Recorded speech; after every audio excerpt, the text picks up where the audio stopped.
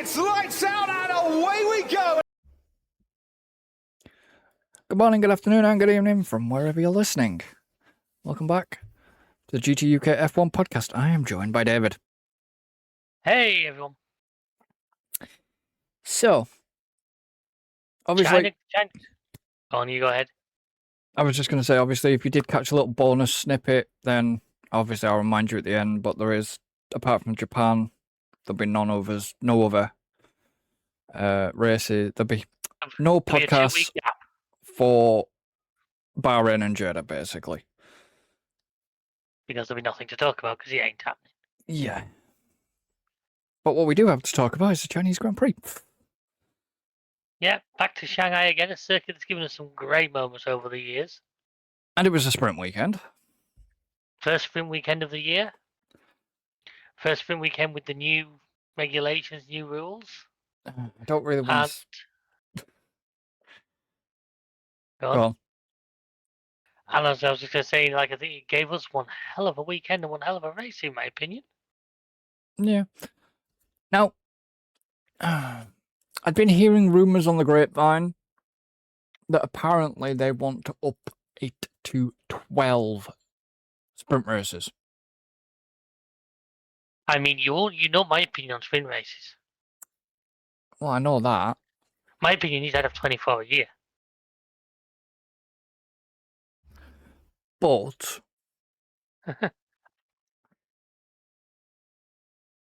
if they were going to up it to 12, they'd have to do something serious to the regulations, because that would put a hell of a lot of strain on. I mean, regardless, I'm saying that'll put a lot of strain on the cars. Yeah, I'll come into that. But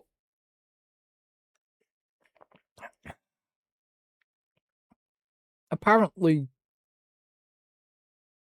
that's what the fans want. I mean, Really? I personally, I like sprint weekends. I like the fact that the teams don't have all the development time. They've not had a chance to hone the strategies in 100%. So it brings a little bit more guesswork into the equation. Well, yeah. I personally like that because anything which can add a bit of variety and a bit of a chance for things to go a bit differently, in my opinion, is good. That's one thing these regulations are giving us this year. Is what I've said to people is how great is it that for the first time in a long time, drivers can actually make a big difference based on how they drive. Well, that's what's giving us a great racing because drivers save your battery for a couple of laps, then go on the attack. But you compromise yourself at a later point if the other guy saves. It's a really great system. It is, and but that's where, to me, more sprint races would just increase that because, like I say, more sprint races, in my opinion, would mean the teams wouldn't have. What is it now? These test sessions is an hour and a half, isn't it? An hour and a half, an hour long. I should know this, shouldn't I? Normally an hour. So yes, the teams have only a third of their prep time that they would normally have in a weekend. Well, yeah. And I like that because, like I say, it just adds that bit of jeopardy. And obviously they had Villeneuve on, didn't they? I don't mind Villeneuve. But... world champion. Yeah. But usual deal. I didn't see practice one, so I don't know what really happened there. No, I say unfortunately all I saw was the sprint and the race. Due to timings a lot. So due to timings and one or two other bits and pieces, I just got to see. So unfortunately I can't be much help on the other bits and pieces. Well, apparently Mercedes came out on top. McLaren, like, third and fourth, and then for two Ferraris. And the usual sort of suspect mixtures here, there, and everywhere. Lindblad, guessing, had a bit of an incident or gremlins, because he didn't put a lot of laps in by the look of it. And so that kind of set up for, like, sprint quali. Now, sprint quali, you know, SQ1 was the usual suspects. Bar. But yeah, they're doing well to be back in it. Bar Perez.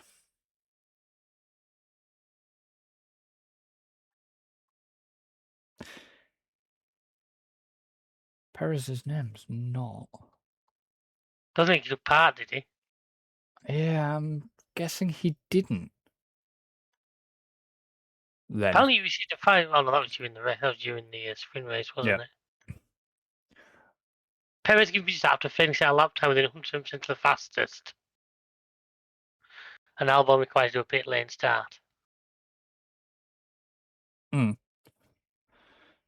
But, like I say, you know, Aston Martins are having their real trouble right now. I think, not going to say it, I think Alonso would be quite punchy if he wasn't subjecting himself to nerve damage. Yeah, if the car would work, he'd probably do quite well. You know, Hadjar didn't, in SQ1, Hadjar didn't look comfortable. Neither did Max. The Red Bull, I mean, you know, kids, I was thinking, if you look at the end results, like the Red Bulls were beaten by a lot of cars you really wouldn't expect them to this weekend. No. I mean, we're foreshadowing a little bit to the future there. So. But, you know, it was fair play to Behrman and fair play to Gasly. You know, that Alpine's a little bit of a shitbox still. I'll tell you what, though, did I not say leading up to this season, give Gasly a car that works? Yeah, you did. And he'll get you good results. You know, I've said that for a while. It's one of the reasons why I put him in my fantasy team. I thought I've got to kind of put my money where my mouth is with this one. And to be fair, I mean, considering we spent a lot of time, including, if I recall correctly, the last podcast, giving Colapinto some rubbish. Yeah, just a little bit. He didn't have a bad weekend for once. No. So, obviously, moving on to, like you say, sprint qualities, but the actual sprint race is like the first thing that I really saw. Yeah, which I'm going to basically move it on, because there was nothing really in, like, sprint quality that stood out, apart from, obviously, Perez just not taking part. Yeah. Or not setting a time. No.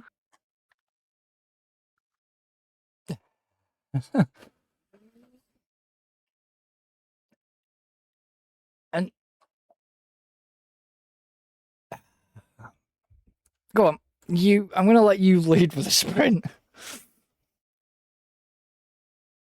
Well, if we go right back to the beginning, I mean, once again, the Ferrari starts are something special. At least we actually had a gap between the start and the bloody what's it this time? Lights out. Yeah, it wasn't just a three. I mean, the countdown thing was the one you gave me coming into this podcast. Pretty much. But kind of at the same as the first. We had the usual beginning of the race skirmish.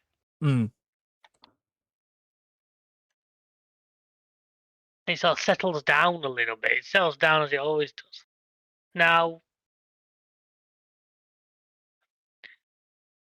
the usual sort of like.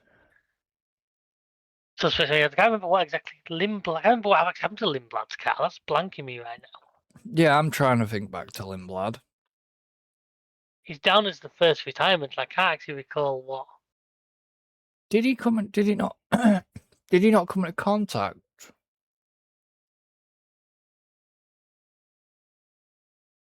with somebody? At the top of my head, I'm completely blanking on it. We should know this. We should have watched the highlight. We should have rewatched the highlights or something this afternoon, probably. But Yeah. it just also, doesn't also. I guess it probably. I will use the sort of defense that I was watching it at 3 a.m. So any sort Well, of it's 4, memory. wasn't it? No, it was like I had to go for 2:45. It was 3 a.m. I can't remember. Sprint. Oh no, Sprint was.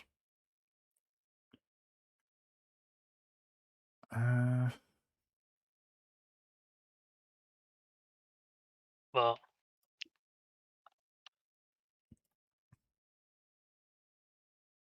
Was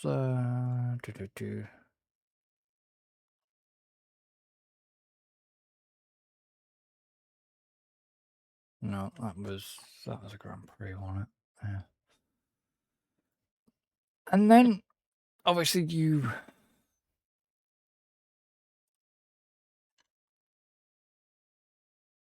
oh hang on.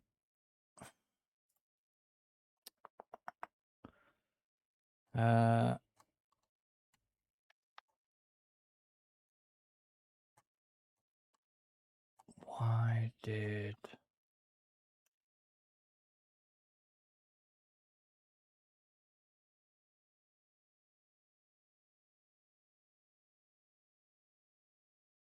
oh it's span. yeah, Perez's car just died. Perez's car, well, the safety car, wasn't it? His car. Yeah. Lindblad span. The rear's locked and sent him into the spin. That's yeah, that makes sense. I remember now you've said it. Funnily enough, Was it? It was by the pit coming out of that last corner.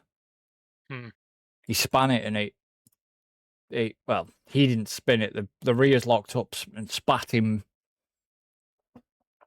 basically into the barrier. he's not the first one to do that Nope. this season. Why did Bottas? His car just stopped at the side of the track on turn 1. Yeah, Bottas' car died. Hulkenberg. I'm guessing, unfortunately, more teething trouble for Cadillac, which they're getting there. Yeah, and then Hulkenberg. What happened to Hulk? Was it just teething troubles again with him? I think we just retired the car. I don't know if we got it. But I don't know. The Williams is lacking to me. It seems at the minute. Williams are having difficulties right now, and they're struggling, which is a shame because Williams have been so up and down in the past few seasons. Yeah.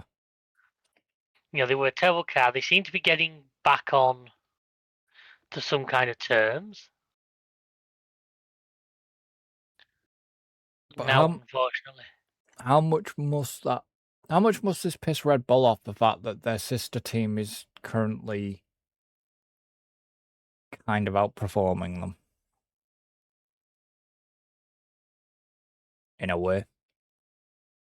Well, I'm assuming they'll take some comfort off the fact that, still at least their cars, it's a sign that the engine that is good, it just needs development. But yeah, I know what you're saying.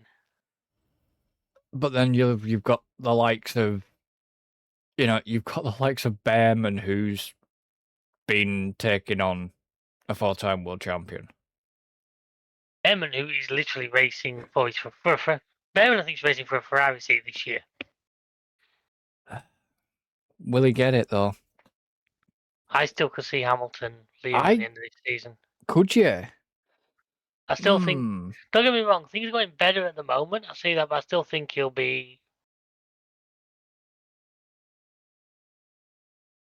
I think you'll see this now, unless he gets to winning the championship or something like that. Yeah. But I noticed that even after the sprint, Russell did, go. I think was it Russell way up to Lewis as well after the sprint. But did you see the photo of like Toto's plane on the way back, and they had Lewis and Valtteri in it with him? No. Yeah, apparently he gave Lewis and because they all live in Monaco, Oh right, okay. so he gave him. But the joke is like there was Lewis and Valtteri there, but no Kimi. Oh. But the McLaren seemed on okay form. Until the point they weren't. Foreshadowing. But I don't know. Oscar's not. Has Oscar lost the fight?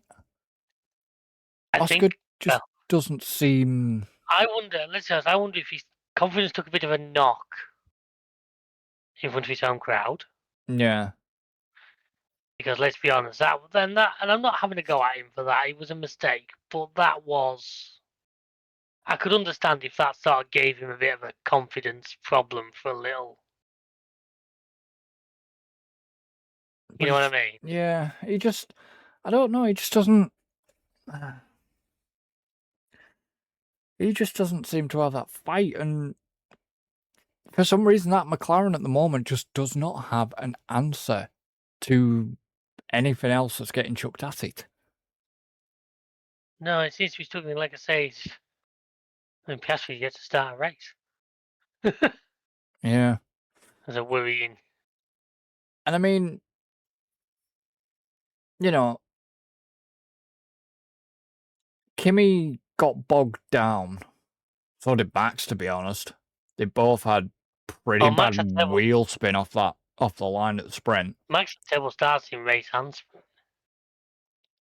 Max's starts this week were not good. I mean, nobody can start like the Ferraris right now. That's just how they are. Yeah, but I still think it could be something to do with that. It's something to do with that turbo. Could be. There's obviously something they've managed to get just right. Because they even in the sprint they just went fuck off. Okay. Yeah. There's clearly something that they've just got right that the other teams haven't managed to quite get on top of yet. Now, I would think they'll get there just because I know what these teams are like. They'll all be working on it, or they'll decide whatever Ferrari got's illegal, and they'll do it that way. The problem is that it technically isn't. It's just a smaller turbo. I'm not saying it is, and I don't think it is. But you know what? The trouble is, F1's done this in the past. Somebody comes up with a brilliant idea, and they just say, rather than go to the teams, well, look, we were allowed to do it. Go for it. They just go and ban whatever it is. KERS. There's been 2 or 3. Was it KERS or was it no? No, it wasn't. Cause it was like Red Bull had the Was it McLaren? So they had those flexible wings. Yep. That got banned. What was the brake magic? What was that? No, that was Mercedes when they used to warm in the tyres. That was never banned, was it? That was the one that Hamilton messed up quite badly at Baku. Although the funny thing you mentioned that I actually saw I think it was a Facebook reel. And I'd never heard of this. This is going back a long, long time. We're talking, I think it was 97 here. Where McLaren, ironically, of all things, had a second brake pedal in the car. Oh, yeah. And it would control each individual side. So that they could like only brake one side to help the car turn.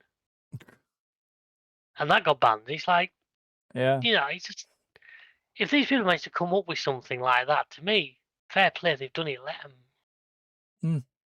Because as far as I'm concerned, it's an open book. You can do within reason what you want, but if you want to find something, as I've said before, to me, if we let them free reign, we might just get the next big innovation.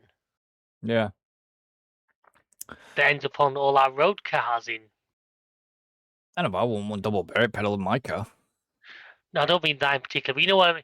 Oh, I mean, yeah, like, yeah. The list of things that we have in cars that started in Formula 1. ABS and all that was all F1 before, it was all Formula 1 before it came to us.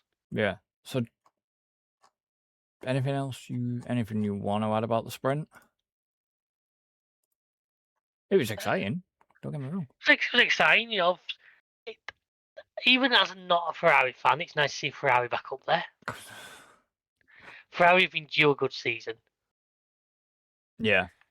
Their strategy department still seems to lack Needs strategy work. at times. But, Lawson scoring points, Behrman, as you say, beating out Max. Shame Audi seemed to have a step backwards, but obviously Hulkenberg Division Bortoletto just seemed to not have the performance he's had of late. No. Maybe it's just a circuit that doesn't suit their car quite as much. You don't know. Well, it just seems weird because it's like Gasly, the Alpine didn't really shine in the sprint. But as I said back before, he's not said the thing about the Alpine is now they've got that Mercedes engine. And the better thing is, at least they haven't got Flavio. He's still there, isn't he? He's there as the advisor, but he's not actually. Yeah, that's all. That's all he officially was last year, wasn't it? But yeah, but he ended up being the interim team principal at that point. Where was it? Was it Franco getting the hug after the sprint? I can't remember. It showed you. I'll be brutally honest. What happened sprint was I woke up, watched the race, went back to bed. No, but it was there was a they showed you like Flavio, like Briatore giving Carlo Pinto a hug, and Crofty made a snide remark about, oh yeah, I guess he's in a better mood than than he was on Netflix. No, I missed that. Oh yeah, no, they must. What was it? It must have done something right, because in the way, because in Drive to Survive, yeah, they made him Flavio to be a right ass. He probably can be, but what do you expect? He pretty much is, as far as I'm aware. But yeah, no, I mean, George is on another level at the moment. Right. George is driving. George, I think, realises this is his absolute best chance of a championship. Yeah. You know what I mean? And he's like, if he doesn't act now, he's never going to get the chance. So. So did you see quali? No. So basically, quick rundown. Usual suspects, including 2 Williams. Which was quite a shock that Sainz got knocked out in Q1. Red Bulls were down, looking like they could have got knocked out. Well, basically, he was the older Noah's Ark, wasn't he? 2 Williams, 2 Aston Martins, 2 Cadillacs. Yeah. Now, you'd expect probably the Cadillacs and the Astons the way things are right now. The Williams, though. Yeah. The Williams is probably the odd one out of that. So, obviously, nothing really exciting. But George managing to put a stellar lap in Q1 and was literally untouchable. Nobody had an answer for him. Yeah, that's been him this season, though, hasn't it? So far this season, that's been him pretty much through. McLaren, middle field as usual. And there wasn't really much of a standout in Q1 or Q2. Because, you had the likes of Audi, the Audi, Alpine, 1 Haas, and 2 Racing Bulls. Which, yeah, the Racing Bull seems to have a little bit better race pace than quali pace at this moment, I think. Yeah. Surprised me that Behrman got through, into Q3. Hey, he's driving well, and the Haas isn't a terrible car. Hmm. The Haas is not a bad car at all. So, obviously, when you got to Q3, it's like, Kimi just put this He was just untouchable. He was untouchable, wasn't he? That's the stellar only way I can put it. lap in. He was absolutely untouchable. Nobody had an answer for it. But then George had this problem. George had the problem with his car. Mm. It was like, oh, is he going to get out? He's the only one that can knock Kimi off pole right now. It was like, oh, is he going to get out? The car, because the car just kind of stopped on track, didn't it? They managed to shuffle some settings, actually get him going again, but Yeah. And it seemed to. Yeah. Seemed to be having a bit of gremlins. But, and I was thinking, they might not get George out, so Kimi's got pole. Maybe the Ferraris can get near. Maybe Hamilton will get another pole. He likes China. Maybe Leclerc. It's his joint most successful circuit, isn't he? Yeah. And it was just like, and then they said, oh, George is actually coming back out. It's like, what can he do here?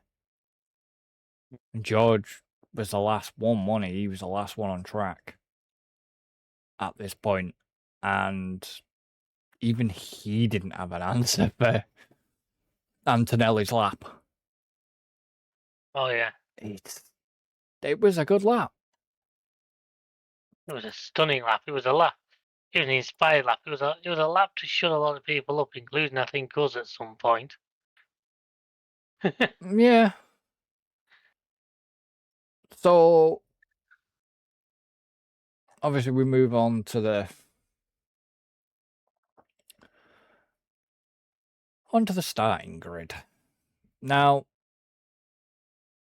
I only got up 5 minutes while the race started, so I actually, by the time I got up, Oscar already hadn't made the grid. They'd got wheeled off. Lando and Oscar got wheeled off. Hulkenberg. I mean, seriously, Hulkenberg got wheeled off. I kind of would have expected this. And Albon was required to start from the pit lane because he'd changed his car. Yeah.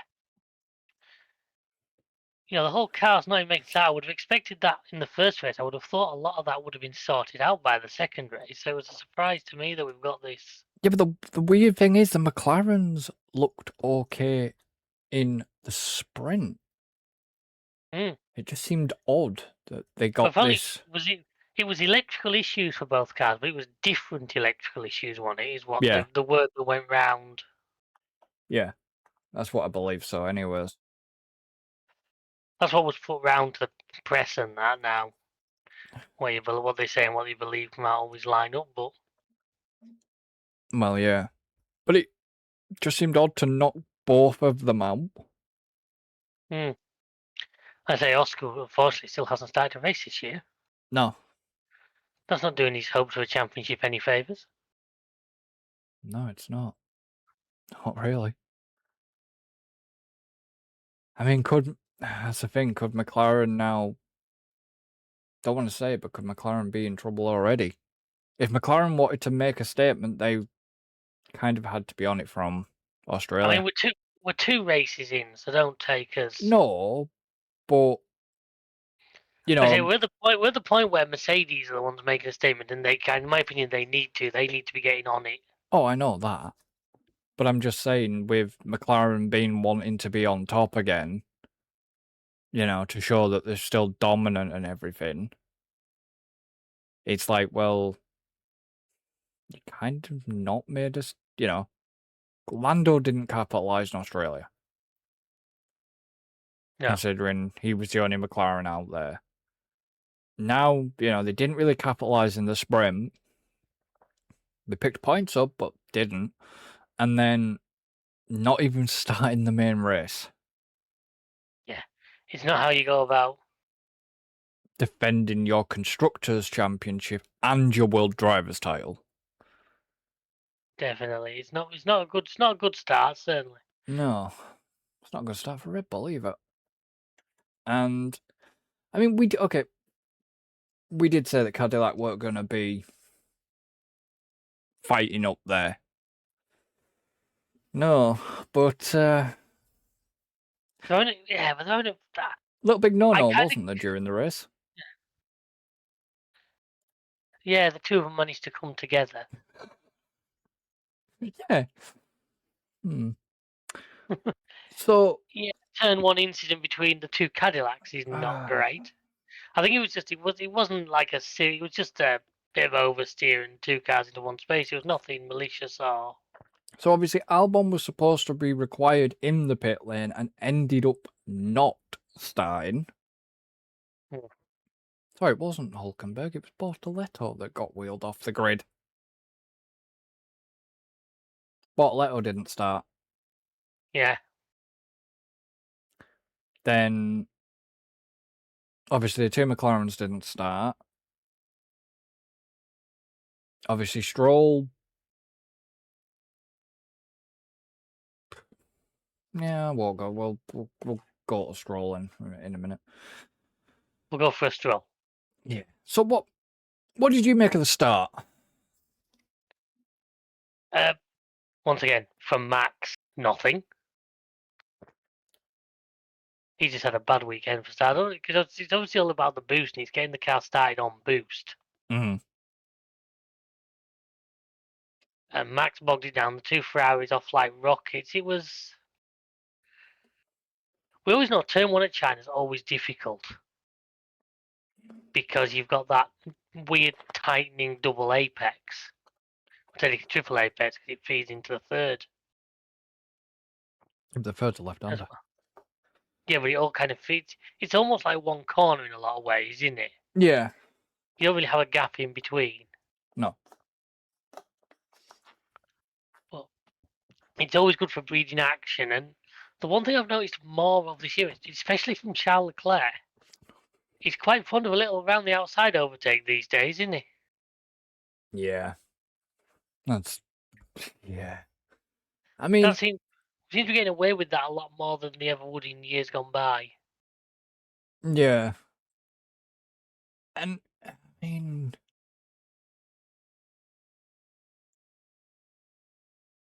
who was it? Was it Lindblad and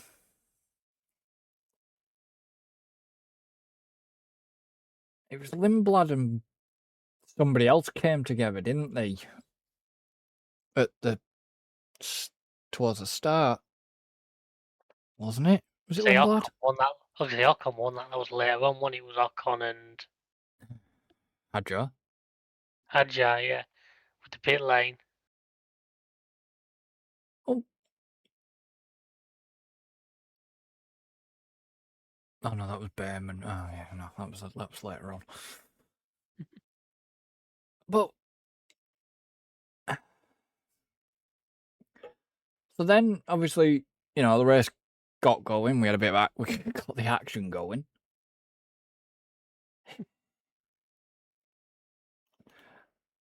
And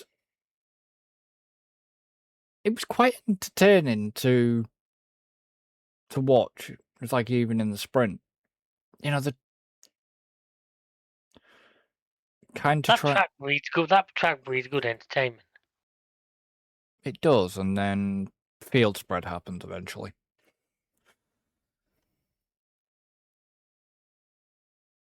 So, Yes, sir.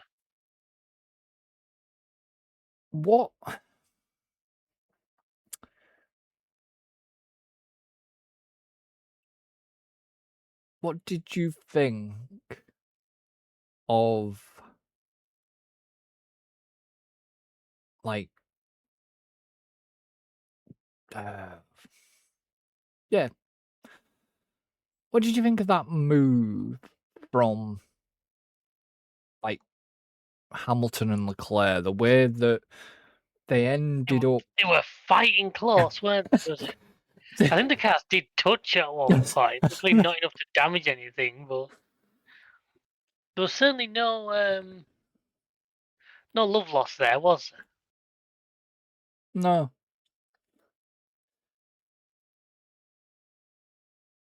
It's Yeah. It's what we want to see. Though. I want to see the cars fighting.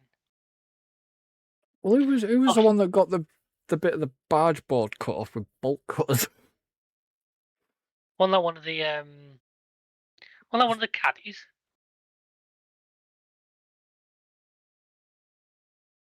Or was it one of the Hasses? Because you saw the accident where the damage was done, and the other one was left hanging off at an angle. Yeah. And obviously, they decided to just do a little on-the-go modification to it. Did I forget about Kimi's bloody 10-second penalty in that was a sprint, You wasn't did, it? yes. Yeah, we kind of. I didn't really notice that until the end, till after ready back up anyway. So they kind of kept that under the. No, they'd said about it. Because he served it. He ended up serving that time penalty in the sprint.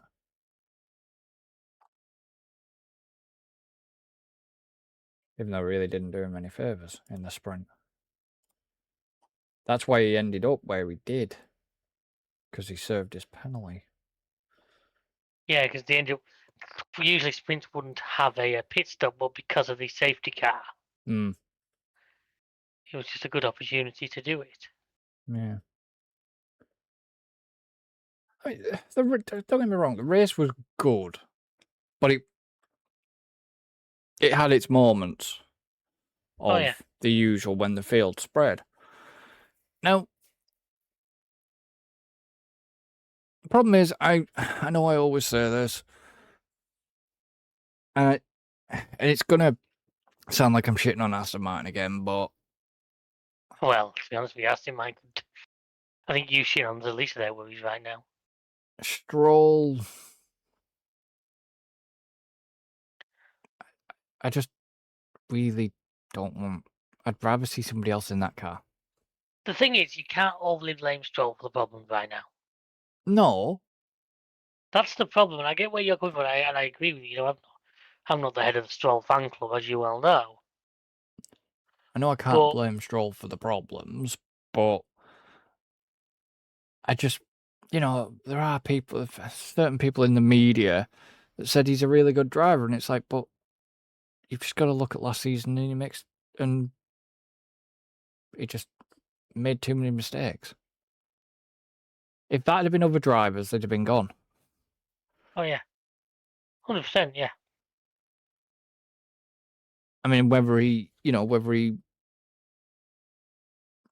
because did he bin it into the gravel this time or what? No, he just parked the car on about lap 10, didn't he? Yeah.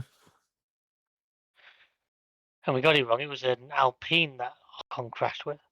Was it? Yeah, lap 33. Might have been Colapinto then, wasn't it? I'd say so, because Gasly was well up the order by that point. Yeah. So.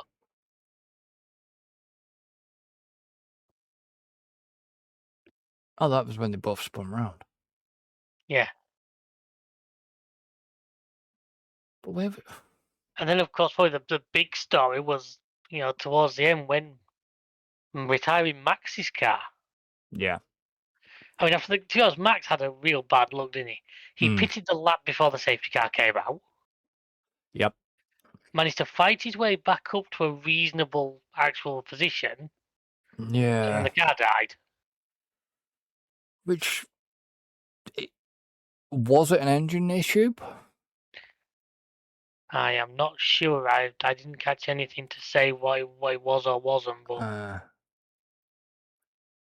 because that's a bit of a bugger then. It's, to be honest, are the engine manufacturers currently crapping themselves, or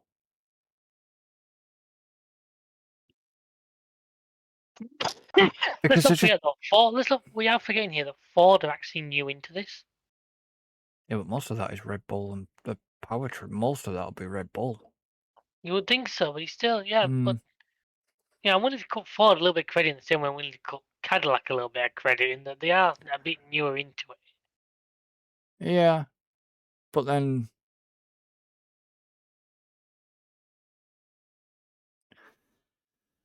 you think with how long they've been developing these cars, you think things would have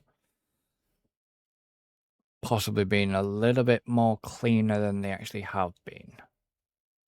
Yes and no, because don't forget there is serious limits on what they're allowed to test and all that. Yeah, obviously. That was actually one of the games, wasn't it, before this season? Cadillac actually openly admitted because they didn't officially sign the agreement to enter F1 till X day, they weren't bound by the F1 rules till they signed that agreement. Yeah. So they'd been testing the car like absolute crazy. But you'd think if that was the case, it'd be better performing. But I keep hearing, I keep F1's a hearing. difficult. F1's not an easy game. No, but I keep hearing from like the likes of Crofty that other people have had extra ballast in their cars. I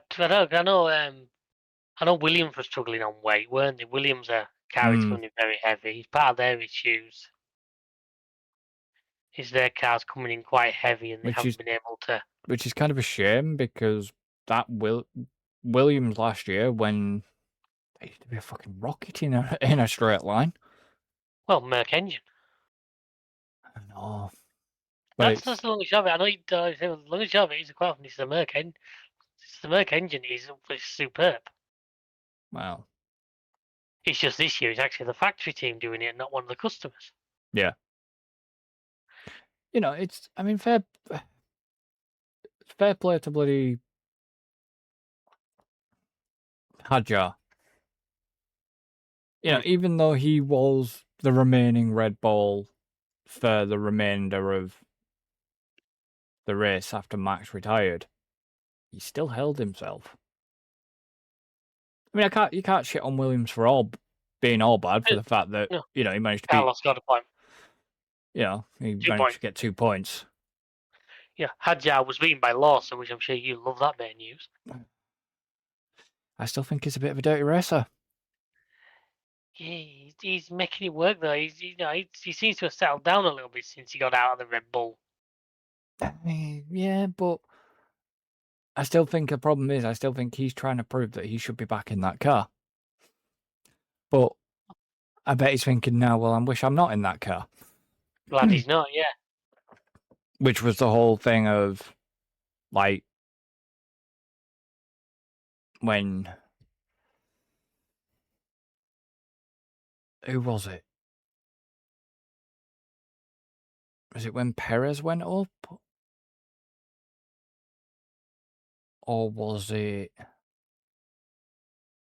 when Yuki went up and Lawson went... I think it was when Yuki went up and Lawson went down. He was a bit pissed off about it, but then quickly realised that it probably wasn't so bad. It was probably a better decision. Yeah.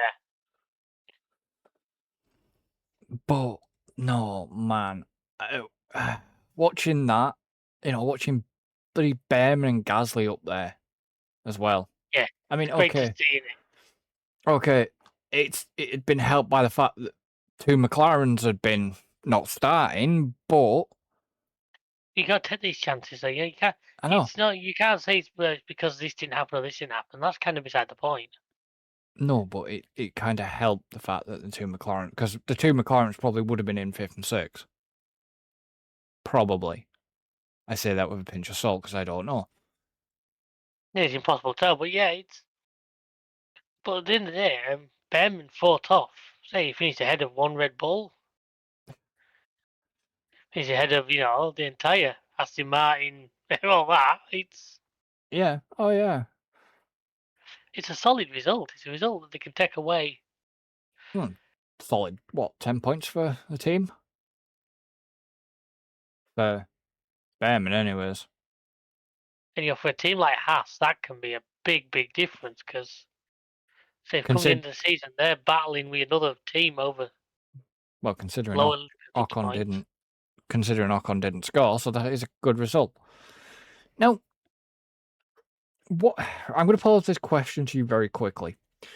If you were the Ferrari pit wall, would you have let him race, or would you have decided to call team orders at one point? Honestly, I'd let them keep it. We're not at a point in the season yet where we need team orders. No, I know, but I'm just... And you've got to think, you've got two of the most experienced drivers on the grid. Really? Chances are, if he's told them to back down, one of them wouldn't listen to you anyway. Probably not. As far as I'm concerned, no, let it. You know me, I'm against team orders unless it is a clear needs to be done. And to me, the only time team orders are a clear needs to be done is if it's right at the end of the season, one of your guys is in for the championship and the guy who isn't is in front of him. You mean a bit like McLaren completely fucking everything over last season? Yeah. In that situation, that's the only situation to me where I would actually welcome's the wrong word. I guess accept is the word I'm looking for. Team orders. As far as I'm concerned, they should be they're out there racing for themselves and the drivers at the end of the day, in my opinion. Now, I mean, I just love the way the Ferraris were scrapping like shit, and then here comes George. Yeah. You know what I mean? It was just like... Finally, because once again, he didn't have the best start from the safety car, which was where the problem lay. Yeah. He dropped back a bit and took a few laps, just warmed his tyres up a bit gently. But then he was like, oh Lord, he coming. Oh, yeah. And like we said, with the two Ferraris scrapping, it was like, oh God, the Ferraris are going to crash. They're going to crash into each other here. At one point, it was like, Jesus. I can see a Rosberg-Hamilton incident coming up. But fair play to him, Jesus. They were proper going for it, like. Oh, yeah. I'm not the biggest... This is what we want. This is what we want. Yeah, not the biggest Lewis fan, but... Well, I'm not, as he's quite well documented. He finally got a podium in a Ferrari. Yeah. Well, excluding his sprint victory that... excluding the sprint. Which I think was China last year, wasn't it? Yep. Yeah, but sprints don't count. We're talking race podiums. I know they don't. I know they don't, but still, I always feel that you need to add that little, because there'll be some Hamilton fan, I don't necessarily mean Alan, but it could be, who'll go, hey, but he won the sprint, Oh, yeah. Well, so we know. You've got to throw that little caveat in. Yeah, but if you follow F1, you'll know that we mean that as well. But still, unless you're a Drive to Survive one. But the internet never likes to correct you if you make a mistake. Oh, we know that. But that was some good racing. Really was some good racing. We had some good racing up and down the field. Like, we had some. There was a lot of battles going on. I mean, I haven't seen numbers, but we must have had more overtakes this season already than we probably had for about 2/3 of last season. Well, what? There was over 100 odd overtakes in Australia. Something like that. I bet this weekend was something similar. I bet this weekend was well up there. Oh yeah. And fair play to Kimi. Fair play. Apart from that little lock up towards the end, I was thinking, oh God. His heart must have been in his fucking arse when that wheel locked up. He must have absolutely shit out a frigging car. Because, my God, you just think he'd throw it all away. Fair play to Kimi, and not Kimi Räikkönen, as the announcer on the podium said. Oh, my God. How can you fuck that up so badly? But he didn't look shocked. He's probably been called it quite a bit in F1, let's be honest. Well, yeah. But as I said to you beforehand, he was also the old German and Italian national anthem combo once again Mm, to give any old school F1 fans a bit of a nervous twitch. but it was the Italian and Yeah, it was whereas it was Italian the other way version around. German. Then it used to be German and Italian. Yeah. For I still find it a Schumacher. little bit of a con, you know, because they play the two anthems, but if a driver is the same nationality as the team, they only play it once. They only play it once. Yeah. Technically, to me, that should get 2 plays if it's. Yeah. Well, it's like. Well, it's Lando, wasn't it? When Lando. That always gets me. It's a bit weird that they class McLaren as a British team. Because Bruce McLaren was an Aussie. I know.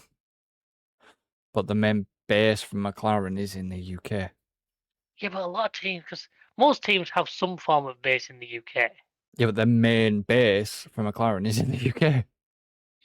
I just think, yes, just to me, would say Bruce had been an Aussie, so. But no, I mean, fair play to Kimi because that was just it was It was flawless. It wasn't quite a grand slam because Lewis led one lap early on. Yeah. But it was as near to a flawless performance as you've ever seen. No, but after he got his 7-second gap, yeah, I mean that was it. He could just. I mean, there was wonder, wasn't there, near the end as to whether George could hunt him down, and George did take a little bit of time out of him. But I wonder if Kimi would start gap managing a little bit. Oh yeah. Apart from I'm not saying the pressure didn't get to him, because the lockup showed that he obviously felt the pressure a little bit. Yeah. And then there was it Hamilton? It was obviously Hamilton, Russell, Kimi, and Bono on the podium. Yeah, well, Pete Bonington. And it was seemed like a family reunion. Yeah, well, that was it. Because I mean, there was all the memes going around from I think it was from after the film, wasn't it, of basically all Toto's drivers. Yeah. Because Lewis was as near as he had Merc driver for that long. It was almost like Toto 3 cars on the podium. Well, there was a clip on TikTok that I saw posted by Merc, and Toto came out with the line, "He's still our driver," so to speak. You know what I mean? Even though he was up there, Toto just saying, he's our driver, and yeah, he'd been with Mercedes for a long time, Hamilton. Oh yeah. There are some people that will say that he's the greatest of all time.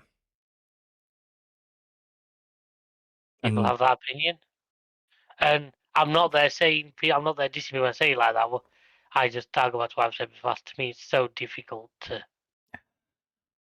The problem is the greatest of all time. If you're going to say the times, the rules, the cars were so different. Well, yeah.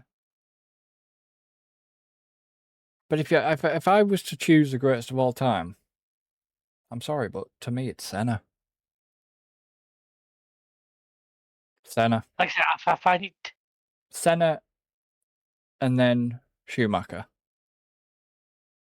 Weirdly enough.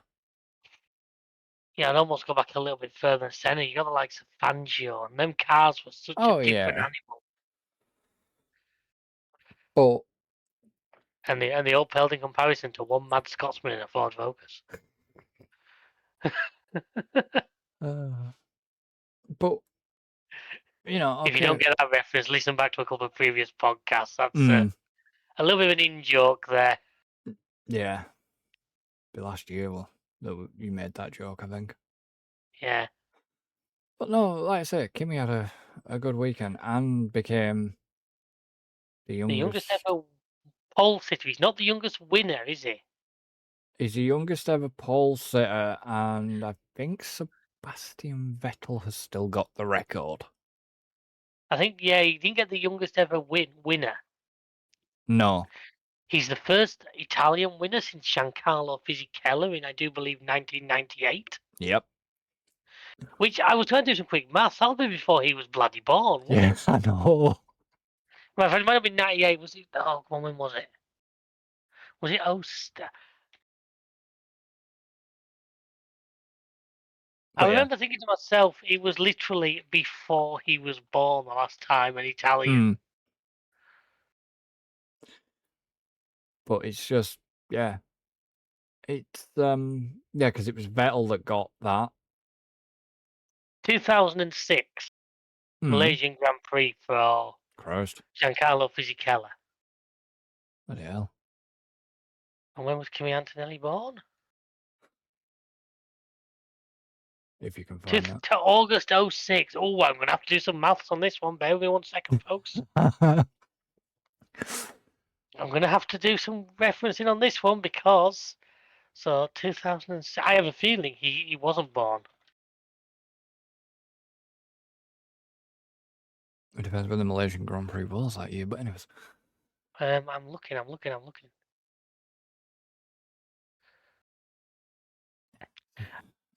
19th of March. So, yes, he wasn't born because he was born in August. Christ.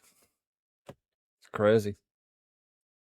So, yeah, he wasn't even born the last time somebody from his country stood at the top of a podium.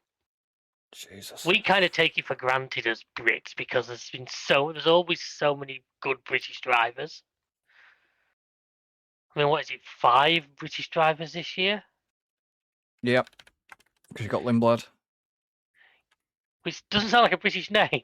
But yeah. It's like, yeah, some of these countries get a lot of a gap between victors, like. And yet Italy's a country you'd think would have quite a lot because, I mean, a lot. Obviously, Ferrari were Italian, so they'll have brought a lot of home talent in over the years. Yeah. I wonder if that's... You got to think, Brandon, I wonder if that's his dream. I wonder if that's his dream is eventually to win one wearing a red t-shirt. Right, so... Max still holds the record. Sorry. Max holds... is the youngest, alright. Yeah. Max displaced Vettel. Right, okay. Because it was Kimi. So the list is, it was Kimi, Raikkonen. I was going to say, yeah, you had the ending specifications of that one. Yeah, it was Kimi Raikkonen, Malaysia 2003. Then Oscar, Hungary, in 24. Hamilton had it in 2007. Obviously, Bruce McLaren had one of the records in 59. Troy Ruttman had one. Alonso had one in 2003. Leclerc had Belgium. Vettel was 2008. Max holds the record for Spain in 2016, but then obviously Kimi Antonelli joined it. But Kimi was... Max was 18 years old, 7 months and 15 days when he became the youngest. Kimi was... According to this, Kimi was 19, 6 months and 19 days. Fair enough. But, yeah, I mean, it was a good race. But, anyways, shall we...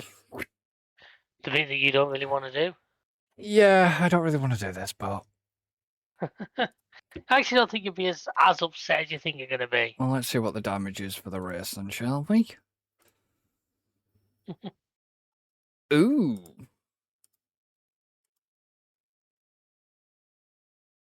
Ooh, okay.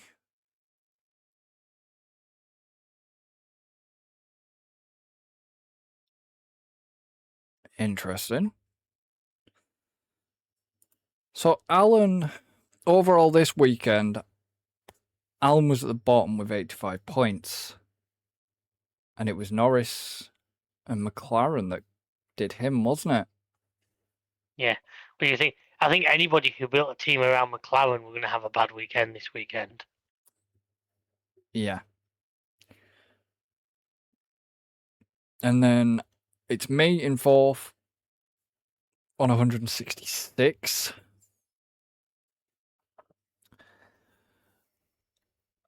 And it was Oscar and Audi that let me down.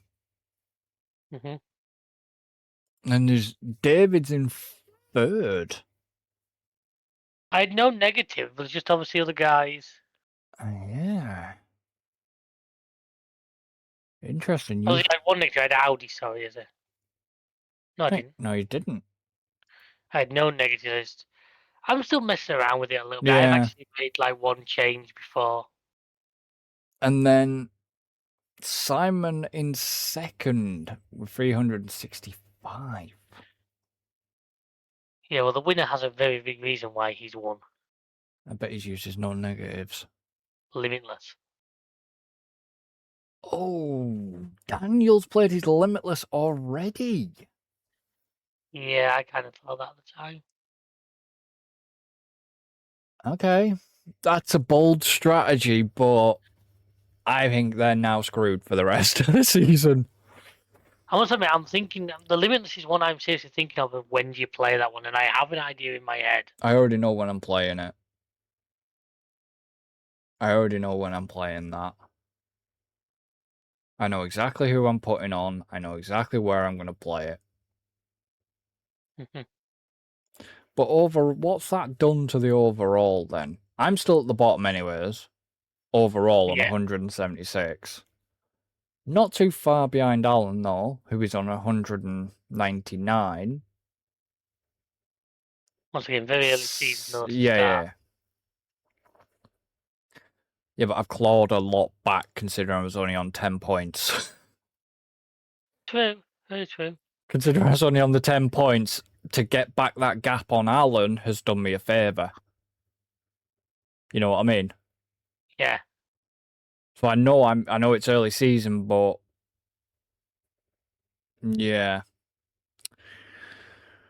I think everybody's going to be chasing Daniel down at this point. So Simon... It's very early. I know. Very early. And that Limitless has been the big... Yeah, but I think that's going to be the downfall. Not lying about that. So I know what you're saying. Simon's in third. 570. David is in second with 574. So there's a big gap from Alan to Simon. Yes. It's very early yet, so I'm not saying this is like a... No. Is it being anything other than just that's what it is? And then obviously Daniel's in first at the moment because they're like 714 in total. Which... So we've only got 22 races on the calendar. Yeah. Now. Which is good news for everybody's engines and everything, because it gives you all a little bit less of a... Plus they're allowed to work on whatever they can work on to try and hone a little bit of... hone a little bit of the problems that they may be having. I think they're allowed to do that. As I'm aware they are, yeah.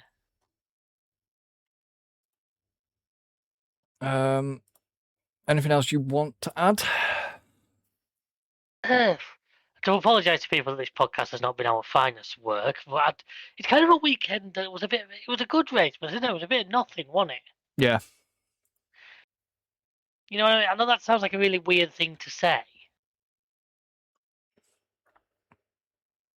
But it's kind of, not a huge amount really happened considering the potential now. Obviously, we're now going to have this month gap, which is irritating, but at the same time, at least... Yet. We got Japan first. We got Japan yes, first. I know that.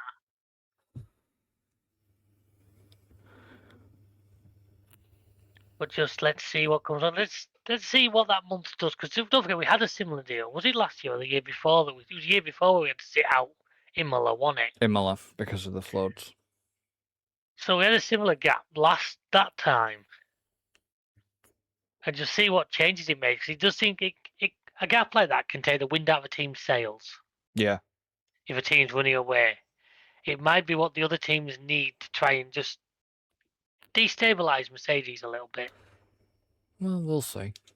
We'll see. So, I am going to do the times for Japan. Obviously. So, Japan is the 27th of March to the 29th. And these are all UK times. So, practice 1 is 2:30 till 3:30, which I might actually be able to catch this time. AM or PM? AM. AM. Back I was in the silly season. Practice 2 is at 6 AM till 7 on the same day. Mm-hmm. Practice 3 is on the 28th at 2:30 in the morning till 3:30. Qualifying is on the same day at 6 AM. And then the race is on the 29th at 6 AM. 6 AM is not too bad. No, it's not, but then we've got a month gap before we can actually get into some. And then we get Miami. Right, that's like it's like 8 o'clock at night, though, isn't it? Yeah, we get Miami there. It's Oh. not like That puts me into a conundrum, but I'll explain that one in a minute. because you should be streaming at that time. Yes. Stream the race. Just stream the race. Yeah. Do a live watch along. Yeah. Don't know how the hell I would do it. But you can They'll get explain. sued by on TV. Probably. But yeah. Anything you want to quickly add? No, that could be. Just thank you all for listening. So let's hope the next one's a bit better for us. We'll see. So yeah. Thank you, everybody, for listening. Thank you to David for being here. Pleasure. And we shall see you for the next one. So until then, Later, folks. goodbye for now.